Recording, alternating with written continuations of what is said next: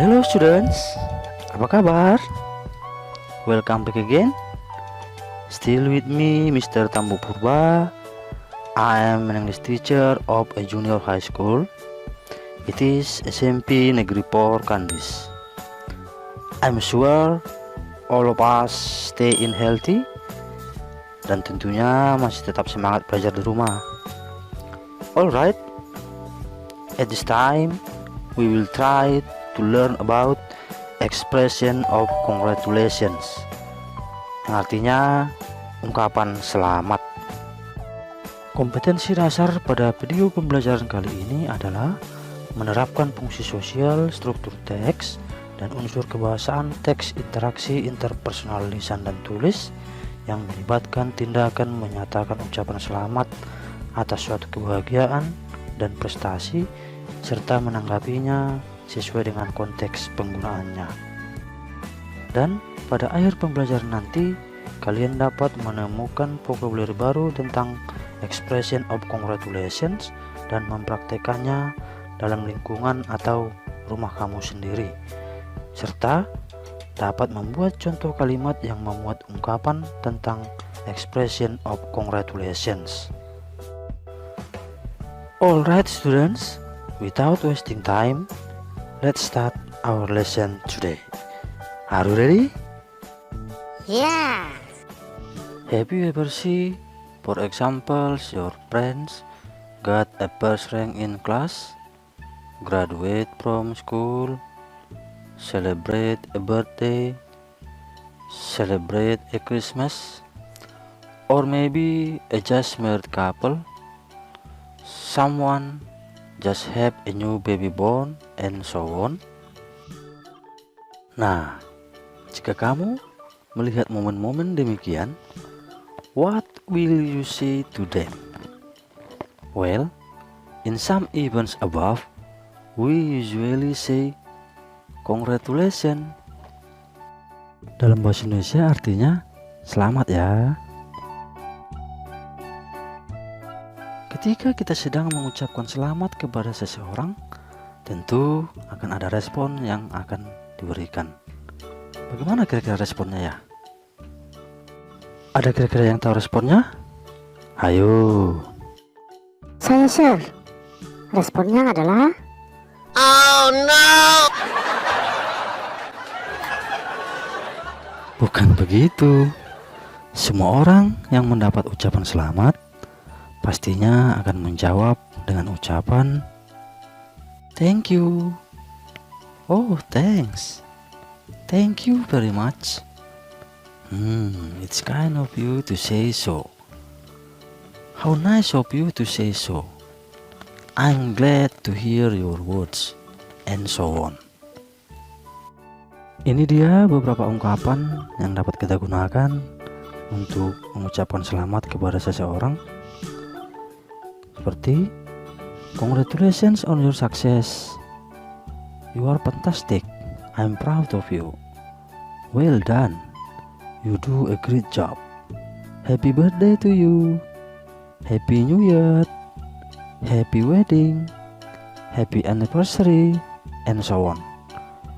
Intinya adalah ungkapan selamat itu kita ucapkan pada momen-momen bahagia. Now, let's see the following dialogues as the examples. I heard you got 10 for English. Yes, that's right. You are great in English. Congratulations. Thank you. Okay, let's see one more. Hi Chris, would you like to try these cookies? Sure, thanks. What is the occasion? I just celebrate my birthday. Oh, happy birthday. It's kind of you to say so.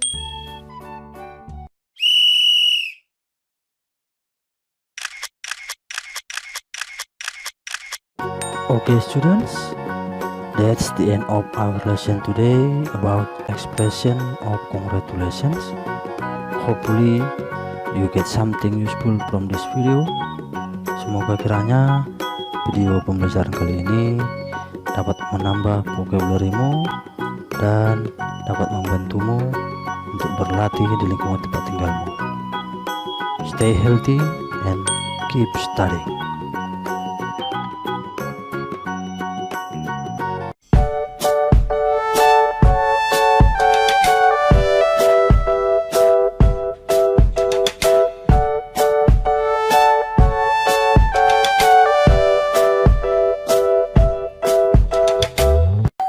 Hello students, how are you today?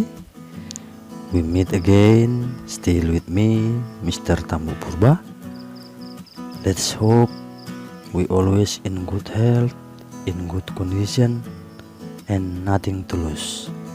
Semoga kita semua senantiasa dilindungi Tuhan Yang Maha Esa. Well students, at this moment we will learn how to express hopes and wish to others or ourselves. Kompetensi dasar pada video pembelajaran kita kali ini adalah menerapkan fungsi sosial, struktur teks, dan unsur kebahasaan teks interaksi interpersonal lisan dan tulis yang melibatkan tindakan untuk menyatakan suatu harapan serta menanggapinya sesuai dengan konteks penggunaannya. Dan pada akhir pembelajaran nanti, kalian mampu yang pertama mengidentifikasi ungkapan untuk menyatakan harapan terhadap orang lain dan diri sendiri.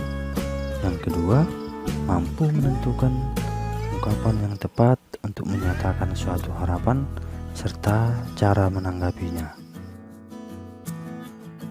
Well students, what is the meaning of hope and wish?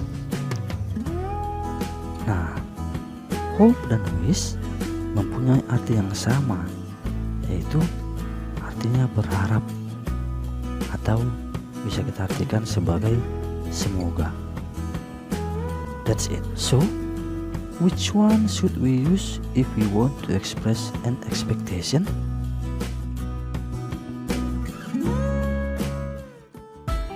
Okay, now let's take a look. Hope digunakan untuk menyatakan suatu harapan yang masih mungkin untuk terjadi atau possible expectation. Sedangkan wish digunakan untuk menyatakan harapan yang sulit untuk terjadi atau impossible expectation. Dan dalam beberapa konteks kalimat, wish itu bisa berarti suatu penyesalan akan sesuatu yang telah terjadi atau yang telah berlalu. Alright, let's analyze the sentences below. Number 1, I hope I will be the winner. Number 2, I hope we can be a friend. Number 3, she hopes me to come to her party tomorrow. Nah, pada kalimat yang pertama, saya berharap saya akan jadi juara. Mungkinkah saya untuk menjadi juara? Ya, mungkin. Dengan giat berlatih sebelum pelaksanaan pertandingan. Pada kalimat kedua, mungkinkah kami bisa berteman? Ya, mungkin. Caranya apa? Ya, bersikap baik, saling menghargai, dan lain-lain. Pada kalimat yang ketiga, dia mengharapkan saya untuk datang ke pestanya besok. Mungkinkah saya bisa datang? Ya, mungkin. Karena pestanya akan berlangsung besok atau belum terjadi. You understand so far? I hope so. Now, let's continue to analyze the next sentences. Number 1, I wish I can fly. Number 2, I wish you were here. Number 3, I wish I didn't do it. Nah, pada kalimat yang pertama, saya berharap saya dapat terbang. Saya tidak punya sayap, jadi saya tidak mungkin bisa terbang. Jadi di sini digunakan kata wish sebagai ungkapan harapan, bukan menggunakan I hope I can fly. Tidak. Kemudian pada kalimat kedua, saya berharap kamu di sini. I wish you were here. Kita lihat pola kalimatnya. Kalimatnya adalah kalimat lampau yang menyatakan sesuatu yang telah terjadi. Jadi artinya, I wish you were here. Saya berharap kamu di sini. Nyatanya, kamunya itu tidak di sini. Nah, selanjutnya pada kalimat yang ketiga, saya berharap tidak melakukannya. I wish I didn't do it. Pola kalimatnya juga sudah lampau atau sesuatu yang telah terjadi. Artinya, si pembicara merasa menyesal telah melakukannya dengan berkata, I wish I didn't do it. Now, please keep in your mind to this. I wish you all the best. Wish me luck. We wish you a Merry Christmas. Happy birthday. Make a wish. Nah, di sini kita tidak bisa menggunakan kata hope karena itu adalah merupakan ungkapan untuk momen-momen spesial. Respon yang dapat kita gunakan untuk menanggapi suatu harapan adalah thank you. Yes, I hope so. Thanks for your hope. I wish your dream come true. Thank you very much for your hope. I'm sure you will. And so on.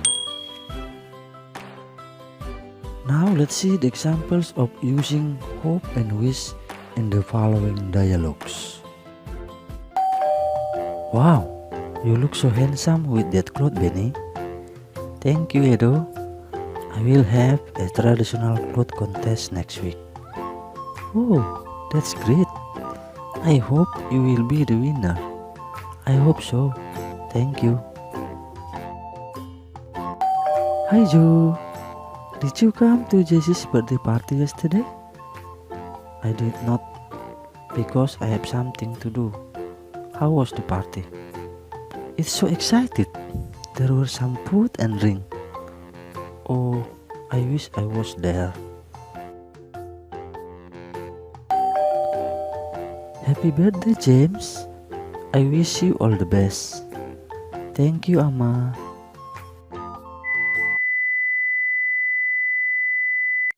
Alright, students, that's the end of our lesson today. See you next time. Stay healthy and keep studying. So long.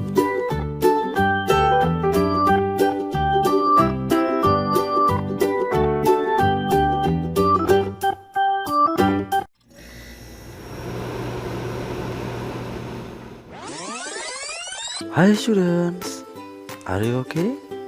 I hope so. Well, we meet again. You stay there and I'm stay here. I hope everyone is fine and always in God's hands. One thing you have to keep is never say bored to learn. Okay? Attention please. Let's see the following dialogue.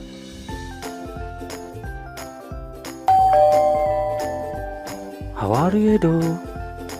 I'm fine, Benny. How about you? Same with you. By the way, do you have any plans today? No, I don't. How about if we go fishing? Do you agree? Let me think. I think it will be better if we learn together because there are some school assignments that we have to submit tomorrow. Yeah, that sounds great. Thanks for your idea. You're welcome. Come on, Benny. Okay.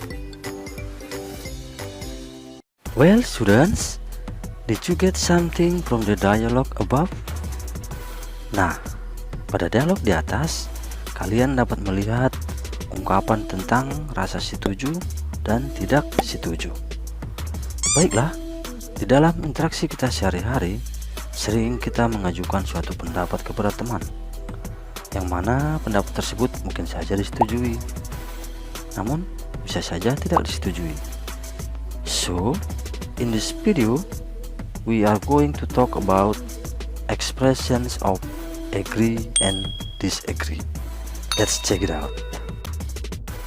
Kompetensi dasar pada video pembelajaran kita kali ini yaitu menerapkan fungsi sosial, struktur teks, dan unsur kebahasaan teks interaksi transaksional lisan dan tulis yang melibatkan tindakan memberi dan meminta persetujuan untuk melakukan sesuatu tindakan ataupun kegiatan sesuai dengan konteks penggunaannya. Lalu pada akhir pembelajaran nanti kalian mampu melafalkan dan mengidentifikasi beberapa ungkapan tentang ekspresi agree dan disagree beserta responnya sesuai dengan konteks penggunaannya di dalam dialog yang tersedia. Alright, the first one we have to know, what is expressions of agree and disagree? Expressions of agree is an expression that shows you are agree with someone's opinion. Ungkapan yang menunjukkan bahwa kamu setuju dengan pendapat seseorang. While expression of disagree is an expression that shows you are not agree with someone's opinion, yaitu kebalikan dari expression of agree, yang artinya merupakan ungkapan yang menunjukkan bahwa kamu tidak setuju dengan pendapat seseorang. Now let's continue. If we want to ask for someone's agreement, we can say, do you agree about? Do you agree if? Setelah kata about ataupun if, kita tambahkan pelengkap untuk kalimatnya. For example, do you agree about red color? Do you agree if we study together now? Next, how do you think about? How do you think if? For example, how do you think about making a cake? How do you think if we make a mess? Do you think so? Are you agree? Nah, itu tadi beberapa contoh ungkapan yang dapat kita gunakan jika kita hendak meminta persetujuan dari seseorang. Now let's see the response that we can use if we are agree with someone's opinion. Yes, I agree. I certainly agree with you. That sounds great. That's a good idea. Yes, I think so. You are right. That's right. So, if we are not agree with someone's opinion, what should we say? We can say, no, I don't agree with you. I'm not certainly agree with you. That sounds strange. No, I don't think so. I totally disagree. I'm sorry, I disagree. That's not a good idea. And so on. Do you have any questions so far? If you have not, now let's see the following dialogues. What do you think about English? Actually, it's very easy to learn. Do you think so? I don't think so. I always get bad score when I study about it. If you want to get good score, you have to practice exercise every day. I agree with you, but I don't have plans to discuss together. You can join with me if you want. Please come to my house tomorrow. Okay, that sounds great. I will come. Alright, I will wait for your coming. Sure, thanks. Our class is so dirty and trash is everywhere. Why don't we sweep the floor and clean the class? Yes, I think so. Let's do it. Okay.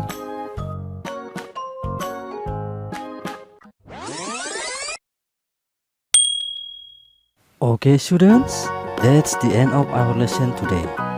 I hope you can practice it at home with your family or maybe with your friends. Never say bored to learn. Stay healthy and keep studying. So long.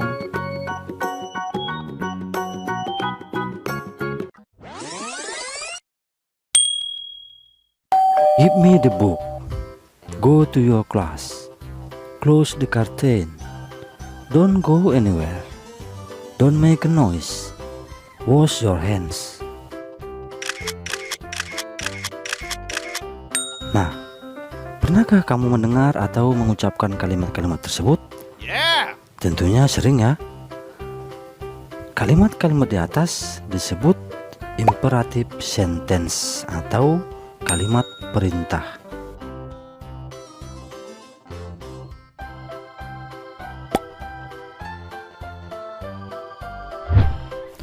Okay students, now let's begin to know more about imperative sentence. Imperative sentence can be used to express a command, an instruction, a request, or an advice. Nah, kalau contoh sebagai command misalnya clean the whiteboard. Kemudian contoh sebagai an instruction, open the cupboards. Contoh sebagai request, help me. Kemudian sebagai an advice, stay at home. Pada dasarnya, semuanya itu merujuk kepada perintah. Baik itu perintah dalam arti meminta untuk melakukan sesuatu atau melarang untuk tidak melakukan sesuatu. Pola kalimat perintah atau imperative sentence berbeda dengan pola kalimat yang sering kita temui.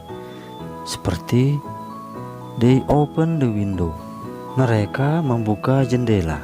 They itu sebagai subjek, open itu sebagai predikat, kemudian the window itu sebagai objek atau komplement. Pada pola kalimat perintah tidak perlu diawali oleh subjek. Mengapa demikian? Sebab subjeknya adalah lawan bicara langsung atau si pembaca jika perintahnya secara tertulis. Maka polanya adalah verb 1 plus complement. What is it verb 1? Verb 1 is the verb without to, without ing, without ed, s, or es. Kata kerja dasar tanpa awalan ataupun akhiran. Komplement itu adalah pelengkap. Pelengkapnya boleh berupa kata benda ataupun kata keterangan. For example, open the book, open slowly, open now, open at home. Open pada kalimat-kalimat tersebut berupa verb 1 ataupun kata kerja dasar. Sedangkan the book sebagai kata benda, slowly itu merupakan kata keterangan cara, now itu merupakan kata keterangan waktu, dan at home adalah kata keterangan tempat. Now let's see another examples. Use your mask. Come at 7 tomorrow. Peel the onion. Boil a cup of water. Verb 1 atau kata kerja dasar pada kalimat-kalimat tersebut adalah use, come, peel, dan boil.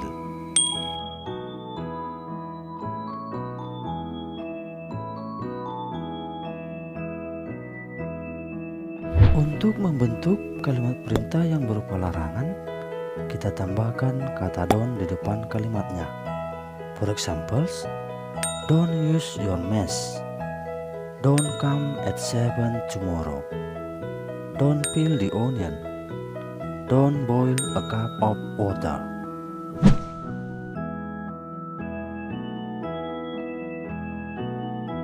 Attention please.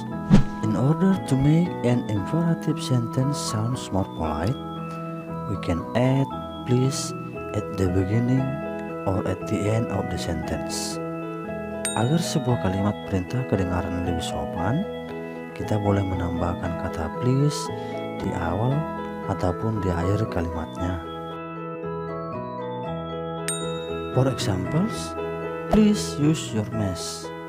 Use your mask please. Please don't try this at home. Don't try this at home please. Alright students, do you understand so far? Now, let's try to answer the following questions. And the answer is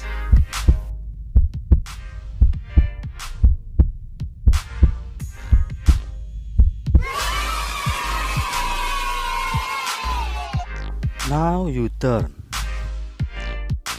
Which one your answer?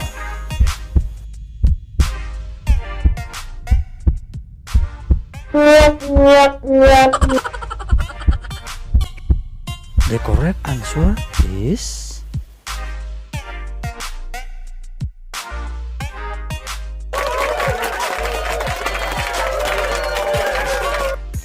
let's try again. Which one your answer?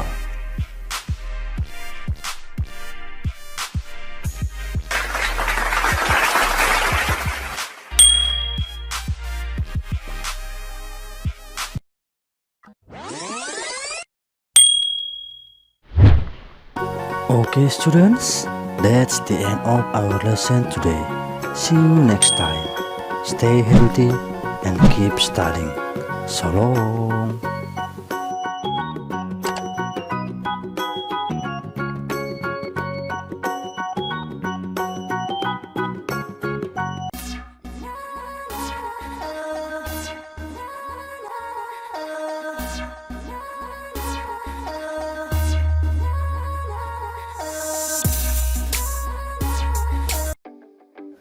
Hello students, we meet again with me Tambok Purba. I hope all of us in health condition. Well, at this video we will discuss about procedure text. Let's check it out. What is procedure text? Procedure text is a text that tells us how to make or to do something. Teks yang menjelaskan bagaimana cara membuat atau melakukan sesuatu. What is the purpose of a procedure text? Apakah tujuan dari sebuah teks prosedur? The purpose of a procedure text is to explain or to tell how to make or to do something. Tujuan sebuah teks prosedur adalah menjelaskan atau memberitahukan cara membuat atau melakukan sesuatu. Nah, itu tadi pengertian dan tujuan dari teks prosedur. The generic structure of a procedure text is the first one, aim or goal or purpose, tujuan ataupun maksud. Biasanya tujuan dari sebuah teks prosedur terdapat pada judul teks tersebut. And the second one is materials or ingredients or equipments that used, bahan-bahan ataupun alat yang digunakan. And the third one is steps or methods, langkah-langkah ataupun metode-metode yang diperlukan. Nah, selanjutnya, bagaimanakah kita mengenali sebuah teks itu adalah teks prosedur? Baik, kita lihat ciri-ciri berikut ini. Ciri-ciri or the characteristics of a procedure text is menggunakan yang pertama, simple present tense, yaitu menyatakan aktivitas saat ini. Yang kedua, imperative sentence, kalimat yang menyatakan suatu perintah. Yang ketiga adalah action verbs, yaitu kata kerja yang menyatakan suatu aktivitas. Dan yang keempat, connective of sequences, kata penghubung waktu atau temporal.